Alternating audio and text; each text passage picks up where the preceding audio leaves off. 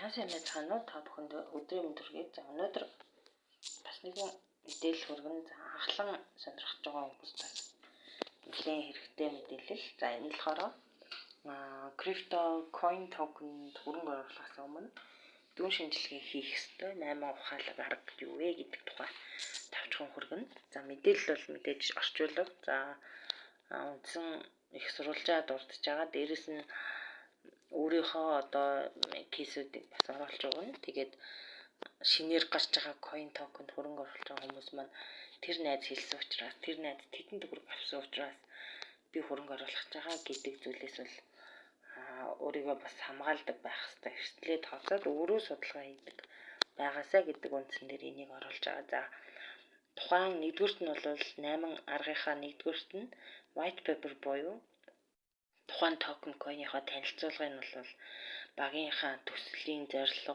за хэрхэн цаашдаа одоо хэрэгжүүлэх юм, ямар хугацаатай одоо ямар үйл явдал ивентүүд бий болох юм ч гэдэм үү, хэдий хүмүүсийг хангахын хамрахын тийм үү. За магадгүй одоо яаж ашиглахдагын тухайн хөрөнгө оруулалт маань гэдэг тэр тодорхой одоо цаг хугацааны хэлхийг ингээд заасан road map-ыг буюу white paper-ыг бид нар маш сайн судлах хэрэгтэй. За энийг судалснараа бол тухайн одоо бодит төслийнхөө бодит зорилгыг тодорхойлж өөрөө ингээд ихтгэл үнэмшилтэй болно гэсэн үг. За хоёрдугаарт нь төслийн ард талд байгаа багийг үнэлэх хэрэгтэй.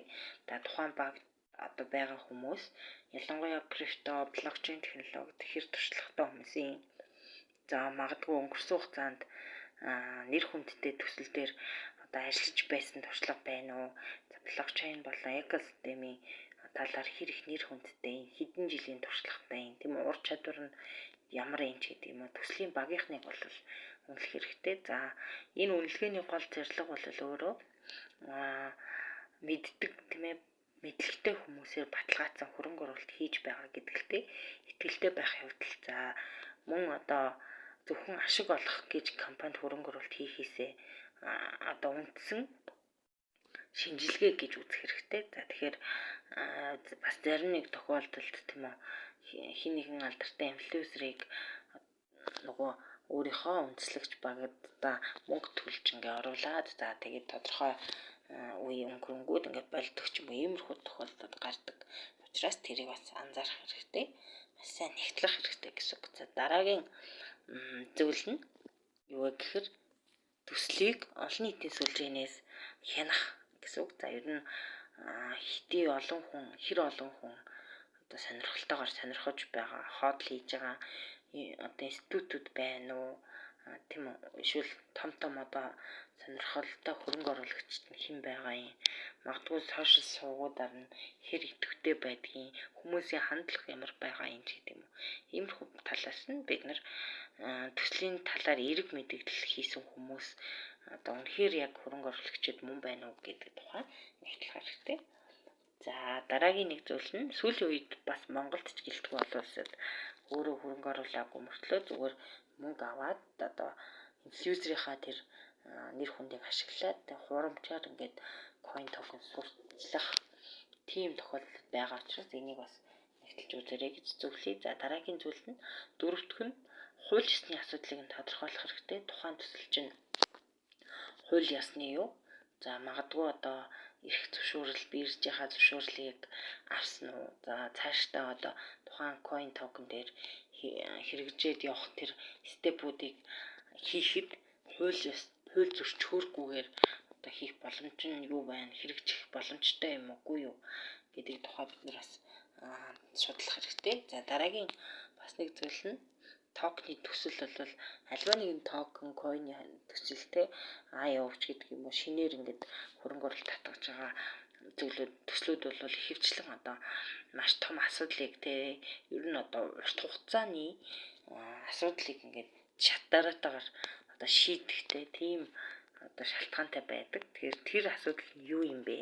Өгөөж нь одоо зөвхөн тэр одоо үндэслэгч багуудад ашигтай юм уу? Эсвэл одоо нийт хоолруудаа ямар өгөөжтэй гол одоо шийдэх гээд байгаа тэр асуудал нь юу юм бэ тэргээр дамжуулаад надад болон ирээдүйд юу нэг давхар өгөөж өгч болох юм уу, өгөөж өгч болох салбар юм уу, үгүй юм уу гэдгийг бол бид нэр одоо судлах хэрэгтэй. За энэ томоохон асуудлыг онцгой байдлаар шийддэг. За ер нь бол блокчейний төслүүдийн эрэлт нэмэгдээд нэмэлтээр одоо арилжааны үнцийг бас нэмэгддэг учраас энэ бол хамгийн чухал гэж хэлж болно. За дараагийн зүйл нь итгэмжлэгдсэн танд зөвлөгөө өгдөг, таныг одоо ядаж та одоо нийтлийг хараад тэгээ санаа авч чаддаг, суралцаж чаддаг тийм крипто валюттай ойрхон судалгаа хийдэг хүмүүсийг дагах хэрэгтэй. Тийм хүмүүсийг олох хэрэгтэй.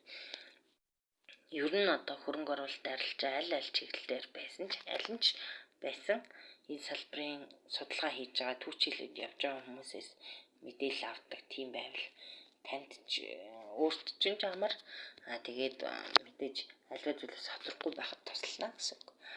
За 7-д нь тухайн coin token-ы төслийн одоо зардалтай танилцах хэрэгтэй. Тэр нь болохоор өөрийнх нь хөрөнгө оруулалтын төслийн олон нийтийн мэдээллийн сувгууд төр төслийг одоо дагаад мэдээллээс нь хоцрохгүй байх хэрэгтэй. За тэр нь бол хөрөнгө оруулалт гэдэг чинь өөрөө урт хугацааны учраас зөвхөн өнөөдөр мөнгө хийгээд маргааш авчихгүй. Тэгэхээр тодорхой тэр хугацаанд шинжилтүүд нь юу юм?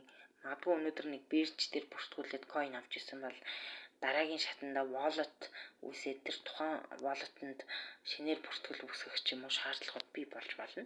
Тэгэхээр тийм бүртгэлүүдээс хоцрохгүй байх талаасаа ер нь бол сошиал сувгуудыг дагадаг тийм төслийн зардалтай бол маш сайн танилцдаг ойр байх хэрэгтэй. За дараагийн зүйл нь крипто валют. За ялангуяа виртуал хөрөнгийн энэ альч зүйл дээр бол цаг хугацаа гэдэг бол хамгийн чухал.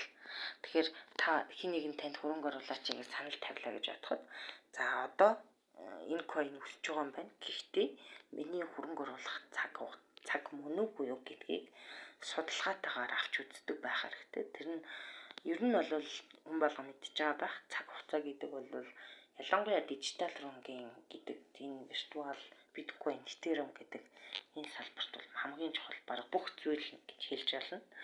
За энэ нь бол одоо тэг чагсаалтын хамгийн сүлд байгаа боловч магадгүй хөрөнгө оруулалтын хамгийн тохиромжтой цагийг сонгох нь хөрөнгө оруулалтын өгөөжөд нөлөөлж болдог тул энэ нь одоо маш чухал гэдэг ойлгох хэрэгтэй. Тэрний үг гэхээр одоо хөрөнгө оруулаа цаашдаа одоо $1, $2 хүрнэ гэх хин нэгэн ятгахсны одоо тэр үед л яарал хамаг мөнгө хийгээд яарад байхгүйгээр яг одоо зах зээл нь ямар байгаа юм, өсөлттэй байгаа мó, уналттай байгаа мó тий одоо би хөрөнгө оруулах хэрэгтэй юу, эсвэл жоохон одоо хөөсн хагараад унаад ирэхээр нь хөрөнгө оруулах хэрэгтэй юу гэдэг тухай та маркет талын судалгааг өөрийнхөө төвшөнд хийдэг байх хэрэгтэй шүү гэдгийг бас зөвлөе.